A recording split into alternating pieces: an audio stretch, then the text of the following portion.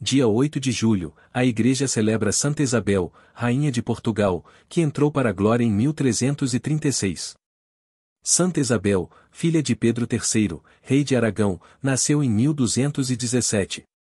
Menina de tenra idade, apresentava indícios indubitáveis de futura santidade, tanto pela grande caridade e compaixão que tinha pelos pobres, quanto pelo amor com que se dedicava à oração e às práticas de piedade.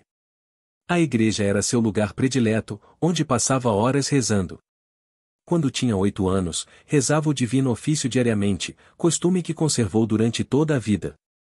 Menina ainda, jejuava todos os sábados e nas vigílias das festas marianas. Todo o seu exterior, modo de falar e agir, refletia nitidamente o grande amor à pureza de coração.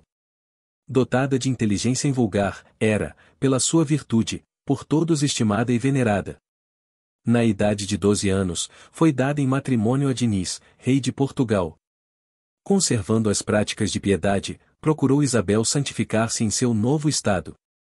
Em 3 épocas durante o ano, observava um jejum, cada vez de 40 dias, alimentando-se quase exclusivamente de pão e água. Em tudo havia métodos, tanto na oração quanto nos trabalhos. Nunca alguém a encontrava ociosa, mas sempre ocupada em algo útil, assídua na recepção dos sacramentos. Quando aconselhada a moderar seus trabalhos, orações e penitências, respondia: poderá haver maior utilidade e necessidade da oração do que na idade em que os perigos e as paixões se apresentam mais fortes. Dedicava especial atenção aos pobres e aos doentes. Isabel costumava dizer: outro motivo Deus não teve para me colocar no trono, senão proporcionar-me os meios de socorrer os necessitados. Dia não se passava sem que a Santa Rainha fizesse uma ou muitas obras de caridade, ora socorrendo os pobres, ora visitando os doentes. Deus recompensou essa dedicação com o dom dos milagres. Uma pobre mulher, cujo corpo estava coberto de úlceras, recuperou a saúde com o abraço de Isabel. Em todas as sextas-feiras da Quaresma e na Quinta-feira Santa, Isabel lavava os pés de 13 mulheres, entre as quais havia uma com uma ferida asquerosa no pé. A Santa Rainha não só lavou a ferida, mas imprimiu um ósculo sobre o local ferido, que sarou imediatamente. Em outra ocasião, uma mulher cega desde a infância obteve a visão em virtude da oração de Isabel. Muitos doentes foram curados com o sinal da cruz que a santa fazia sobre eles. O rei, seu esposo, era o contrário quanto à virtude. Embora Isabel soubesse dos desregramentos e se entristecesse ao ver os crimes que Diniz cometia contra Deus, nunca proferiu uma palavra de queixa, mas, com paciência invencível, suportava o marido, pedindo a Deus a sua salvação. Isabel teve a satisfação de obter a conversão do marido. Aconteceu que um pajem ousou fazer ao rei a falsa denúncia de relações ilícitas mantidas pela rainha com um jovem fidalgo que auxiliava na distribuição de esmolas. O rei Dom Diniz, acreditando na infâmia, deu ordem ao caleiro para tirar ao forno de cal o jovem que lhe fosse apresentado no dia seguinte, perguntando-lhe se já havia executado a ordem real. O encarregado dessa missão assassina foi justamente o jovem escudeiro da rainha, consciente de sua inocência.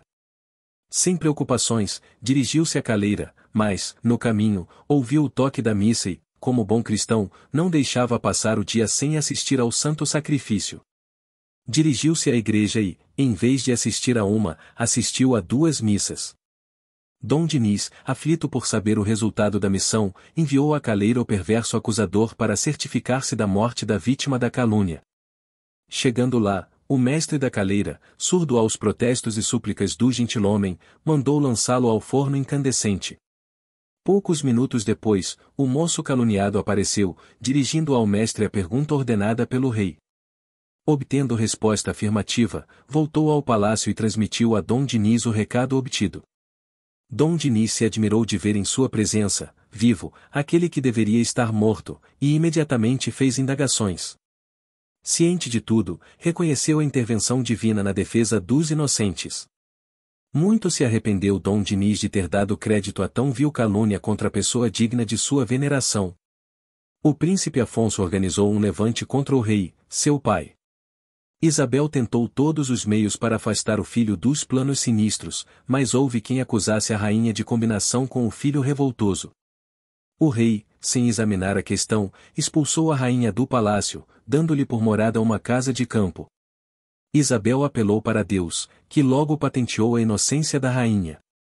Desde então, reinou a mais completa harmonia entre os esposos, e Diniz começou a tratar a esposa com respeito e consideração.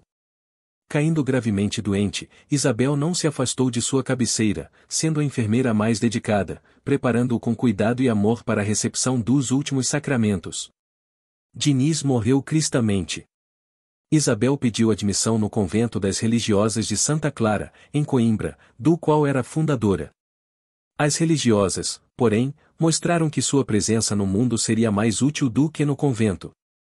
Isabel habitou uma casa nas proximidades do convento e começou uma vida de serviço a Deus, aos pobres e doentes. Fez 2 peregrinações a Compostela, na Espanha, a primeira, logo após a morte do marido, e a segunda por ocasião de um jubileu. Esta última foi feita a pé, em companhia de 2 empregadas, vivendo de esmolas. De volta da segunda peregrinação, soube de uma guerra iminente entre o filho Afonso e um rei vizinho e parente. Isabel, que tinha o dom de reconciliar ânimos exaltados e inimigos, pôs-se entre os 2 litigantes e obrigou-os a fazer as pazes.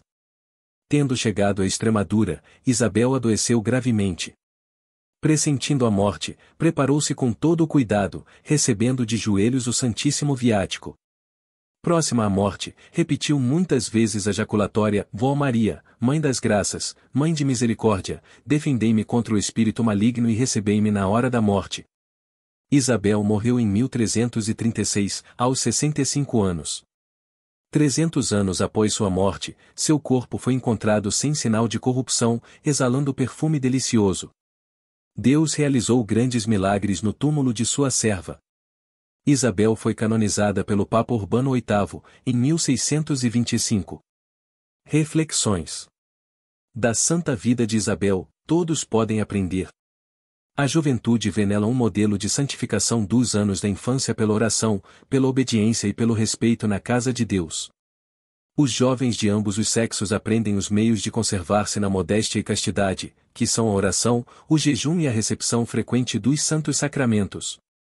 Os casados devem imitar seu exemplo e suportar com paciência os defeitos do cônjuge, tratar-se com caridade, prestar-se mútuo socorro quando as circunstâncias o exigirem e interessar-se vivamente pela alma do outro.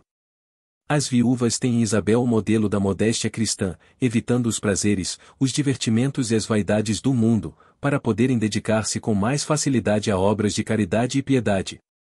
Aqueles que, com a graça de Deus, ocupam lugar eminente na sociedade devem imitar a Santa Rainha na humildade e na caridade, aproveitando-se das muitas ocasiões que se lhes deparam para praticar o bem em honra de Deus e para consolo dos pobres e aflitos. A vida do cristão deve ser uma vida de sacrifício, de abnegação, de penitência e de caridade, como foi a vida de Santa Isabel. Como a prática de todas essas virtudes não agrada à nossa natureza inferior, é indispensável recorrermos aos meios de santificação, que são os santos sacramentos, a oração e a devoção à Santíssima Virgem, que é por excelência o auxílio dos cristãos na vida e na morte. Quem quer alcançar uma graça de Deus, diz São Boaventura, recorra com muita confiança e devoção a Maria, pois ela é a Rainha de Misericórdia, que não nega o que lhe pedem os que se lhe dirigem. Santos do Martirológio Romano celebrados hoje. Na Ásia Menor, São Áquila e sua esposa Santa Priscila. São Paulo, em sua epístola aos Romanos, os chama de seus cooperadores em Cristo. Segundo a tradição, sofreram o martírio em Roma. Em Wolfsburg, na Alemanha, o bispo São Quilino, enviado pelo Papa para pregar o Evangelho na Baviera, foi morto com seus companheiros, o sacerdote Colomo e o diácono Tota, em 689. Santa Isabel, rogai por nós.